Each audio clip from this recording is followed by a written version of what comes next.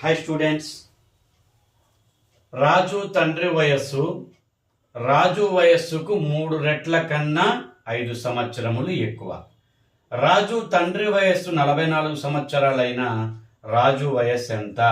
7th class text book నుండి తీసుకున్నాను students. నేను చాలా సింపుల్, ఏ ఈక్వేషన్ ప్రిపేర్ చేయాల్సిన అవసరం లేదు, ఏ క్యాలిక్యులేషన్ ఏమీ అవసరం లేకుండా, ఈక్వేషన్ ప్రిపేర్ చేయకుండా సింపుల్గా మనం దీని ఆన్సర్ని ఎలా ఈజీగా మనం రాజు వయసుని ఎలా ఫైండ్ అవుట్ చేయొచ్చు ఒక్కసారి చూడండి స్టూడెంట్స్.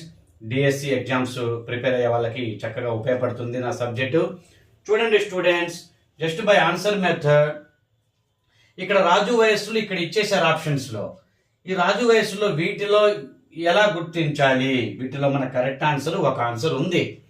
ఎలా గుర్తించాలి? చాలా సింపుల్గా ఈక్వేషన్ ప్రిపేర్ చేయాల్సిన అవసరమే లేకుండా, కొంతమంది రాజు వయసు ఎక్స్ అనుకుంటారు, అప్పుడు తండ్రి వయసు అని అలా ఈక్వేషన్ ప్రిపేర్ చేస్తూ ఉంటారు. సాల్వ్ చేయాలి, స్టెప్స్ చాలా ఉంటాయి, ఏం అవసరం లేదు.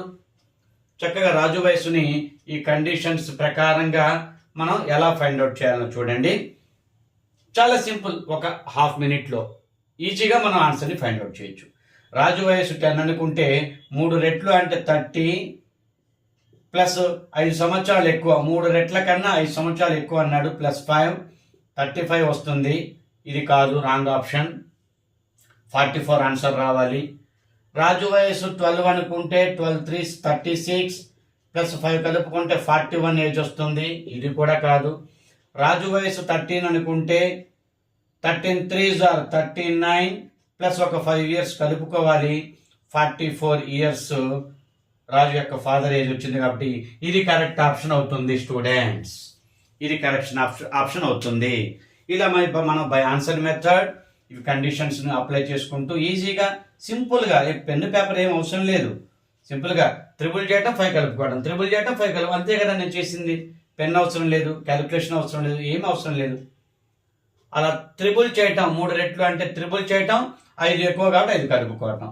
4 టైమ్స్ అన్నాడంటే 4 టైమ్స్ చేయటం, 2 తక్కువ అంటే 2 తీసేయటం. అలా ఎక్కువ అంటే కలపటం, తక్కువ అంటే తీసేయటం. రెట్లు అంటే అన్ని టైమ్స్ మనం ఆ వాల్యూని కనుక్కుంటే ఈక్వేషన్స్ ఏవి ప్రిపేర్ చేయకుండా చాలా సింపుల్గా మనం ఆన్సర్ని గుర్తించవచ్చు. ఒకవేళ ఆప్షన్ ఏలోనే ఉందనుకోండి 13, చాలా సింపుల్, 10 సెకండ్స్లో అయిపోయింది, క్వశ్చన్ అయిపోయింది, కంప్లీట్ అవుతుంది. మనం నార్మల్ టెక్స్ట్ బుక్ మెథడ్ అని ఈక్వేషన్ ప్రిపేర్ చేయటం అవి ఇవి చేస్తూ ఉంటాం. 2 మినిట్స్ ఈజీగా పడుతుంది టైం, ఎంత స్పీడ్గా చేసినా కానీ. ఈక్వేషన్ ఫ్రేమ్ చేసుకోవాలి, మళ్ళీ ఆ సాల్వింగ్ చేసుకోవాలి, అప్పుడు ఆన్సర్ రావాలి. బట్ ఇలాంటి టెక్నిక్స్ అప్లై చేస్తే ఈజీగా మీరు క్వశ్చన్ పేపర్ని ఈజీగా, మ్యాథమెటిక్స్ని ఈజీగా చేయగలుగుతారు స్టూడెంట్స్. నా యొక్క క్లాస్ నచ్చినట్టయితే లైక్ చేయండి స్టూడెంట్స్, ఎక్కువ మందికి షేర్ చేయండి, ఉపయోగపడుతుంది. డిఎస్సి అభ్యర్థులకు చాలా యూజ్ అవుతుంటాయి నా క్లాసెస్. స్టూడెంట్స్ రెగ్యులర్గా ఫాలో అవ్వండి, నా క్లాస్ చక్కగా యూజ్ అవుతుంది. డిఎస్సి అభ్యర్థులకి అన్ని కాంపిటేటివ్ ఎగ్జామ్స్కి ఉపయోగపడేలానే నా మ్యాథమెటిక్స్ షార్ట్ కట్స్ ఉంటాయి స్టూడెంట్స్. లైక్ చేయండి స్టూడెంట్స్, ఎక్కువ మందికి ఉపయోగపడుతుంది. షేర్ చేయండి, కామెంట్ చేయండి. మీకు తెలుగు మీడియంలో క్వశ్చన్స్ కావాలన్నా, ఇంగ్లీష్ మీడియంలో క్వశ్చన్స్ కావాలన్నా ఎక్కువగా, లేకపోతే బోత్ మీడియాని కవర్ చేసేటట్టుగా చేస్తాను. డిఎస్సి రాసే అభ్యర్థుల్లో ఇంగ్లీష్ మీడియం స్టూడెంట్స్ ఉంటారు, తెలుగు మీడియం ఉంటారు. ఎక్కువగా కొన్ని Telugu videos and English medium videos అన్నీ నేను కవర్ చేస్తూ ఉంటాను స్టూడెంట్స్. రెగ్యులర్గా నా క్లాసెస్ ఫాలో అవ్వండి. ఇలాంటి మరిన్ని ట్రిక్స్ మీకు అందిస్తాను స్టూడెంట్స్. మీకు నా సబ్జెక్ట్ ఉపయోగపడుతుంది స్టూడెంట్స్. Thank you.